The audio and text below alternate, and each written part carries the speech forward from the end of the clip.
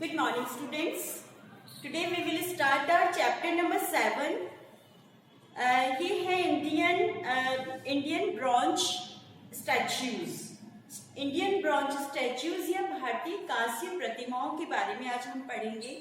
आप लोगों को पता है कि अपना जो प्री हिस्टोरिकल पीरियड है, प्री हिस्टोरिकल पीरियड में हम बहुत टाइप की स्टैच्यूज बनती थी। स्टैच्यूज बनने का जो वर्क है उसका प्रोसेस जैसा पहले था वैसा ही आज चल रहा है।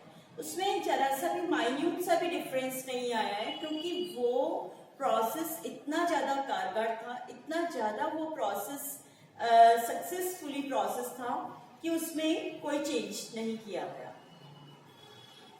उस प्रोसेस के थ्रू आजकल ज्वेलरी का भी मेकिंग किया जाता है। वैक्स, हिडन वैक्स प्रोसेस बोलते हैं उसको।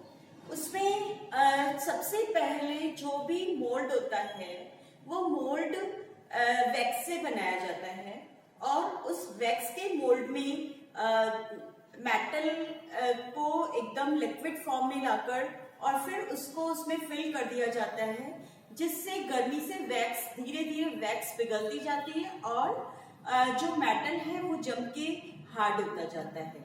तो इसको हिडन मेटल प्रोसेस कहते हैं।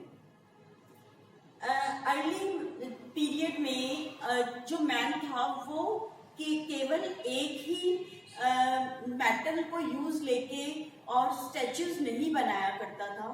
वो मिक्स मीडिया में काम करता था, यानी मिक्स एंड मैच करता था।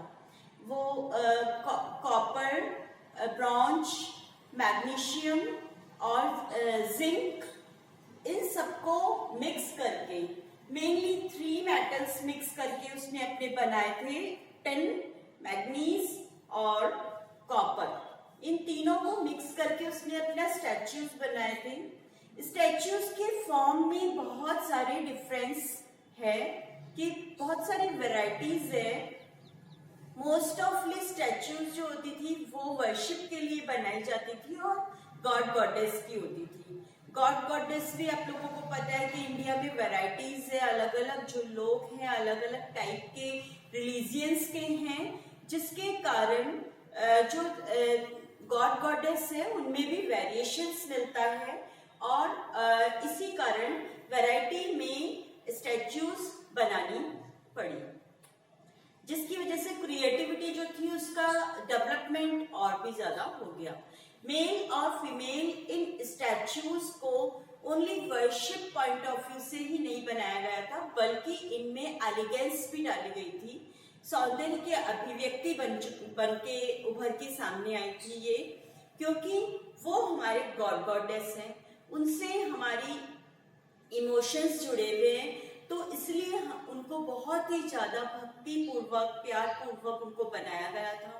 उनके ऑर्नामेंट्स वगैरह सब कुछ बहुत अच्छे से बनाए गए थे। उनका फेस बनाते समय एक्सप्रेशंस का ध्यान रखा गया था, और उनको हैवी और गॉडी ड्रेसेस पहनाकर, क्राउन वगैरह पहनाकर, पीछे की तरफ में एक गोल सर्कल, स्टर्निंग सर्कल देकर, मतलब बहुत सारा कुछ उसमें ऐसा वर्क किया गया, जिसकी वजह से जो पुराने हमारे जो आर्टिस्ट थे उनकी क्रिएटिविटी पूरी तरीके से निकल कर आई।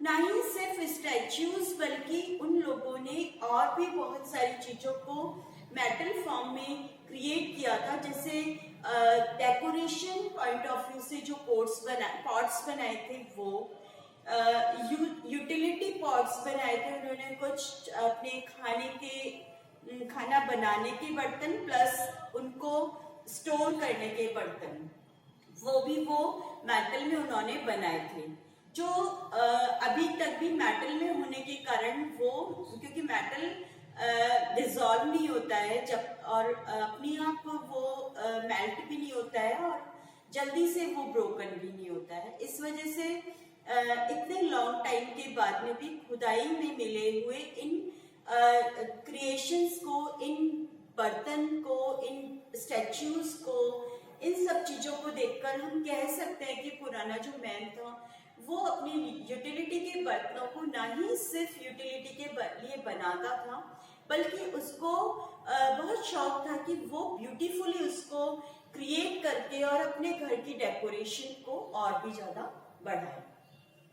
इस तरीके से है ये पूरा चैप्टर, इसके बारे में ही है, जिसमें कुछ ऐसी स्टैचूज फेमस हुई थी जो कि बैलेंसिंग फॉर्म में अगर हम देखें तो वो बहुत ही खूबसूरती से बनाई गई थी और बहुत ज़्यादा मेहनत उनमें लगी होगी उसके मोल्ड बनाने में, क्योंकि बच्चों जो ये मोल्ड मेथड जो होता है, हिडन मोल्ड मेथड जो होता है, उसमें एक बार जो मेहनत होती है वो बहुत ही ज़्यादा होती है, उसके लिए बहुत ज़्यादा एक्सपीरियंस्ड आर्टिस्ट की रिक्वायरमेंट रहती है। लेकिन जब एक बार मोल्ड क्रिएट हो जाता है तो उस मोल्ड में मेटल वगैरह को फिल करके और या किसी भी क्ले को या किसी भी प्लास्टर ऑफ पेरिस को, किसी भी मटेरियल को लिक्विड फॉर्म से जो सॉलिड फॉर्म में कन्वर्ट हो जाता है उसको डालकर और मन चाहे क्वांटिटी में हम स्टैचूज पा सकते हैं। लेकिन जो सबसे पहला हाथ जिस आर्टिस्ट का होता है वो बहुत ही मेहनत वाला काम होता है, तो उसके लिए जो बहुत ही बढ़िया वाले मोल्ड जिन्होंने तैयार किए थे, जिनके थ्रू बनाए हुए स्टैचूज बहुत फेम हुए थे और जो अभी भी आर्टिस्ट उनको फॉलो करते हैं उनके बनाने के रूल्स को, तो उसके बारे में ये पूरा चैप्टर है।